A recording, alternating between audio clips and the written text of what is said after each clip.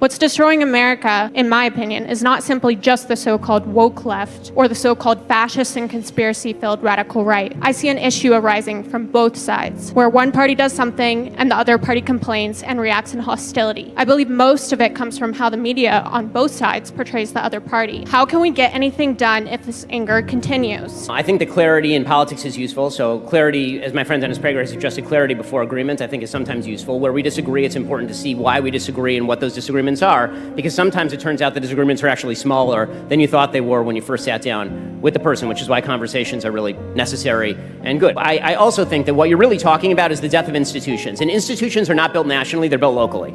So the great discovery of the founders and really of Montesquieu before them is that if you wish to build social institutions, that has to start at the very local level. It starts with your family, and then it starts with your local community, your church, your religious community, and then as you abstract up the scale, you need to have less in common with people. I'll give an example, say tax policy. So inside my religious community, we all give a lot of charity.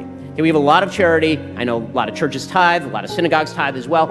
And that's very comfortable and fine because you know all of your neighbors and the people to whom you are tithing. As you abstract up the scale, the attempt to make somebody give money to a person they've never met far across the country who doesn't share their priorities is going to run into a few obstacles. And so what you need is a recognition that local governance is best governance. They're going to have more agreement in social fabric at the local level. And one of the big problems with social media is it's nationalized every single issue. Every single issue becomes a national issue. Something happened in your local community, we're supposed to care if a school board in Indiana takes a book off its reading list, right? This is something we're supposed to care deeply about. When you nationalize every issue, it makes everybody feel like they're in each other's business, even when you've never met this person and this exists several thousand miles away. So this is why I've said before, on a governmental level, I'm very conservative at a local level, and as you abstract up the scale, I'm more and more libertarian because you need a more libertarian federal government because you can't have it cramming down standards that a huge number of people disagree with and hope to maintain a social fabric.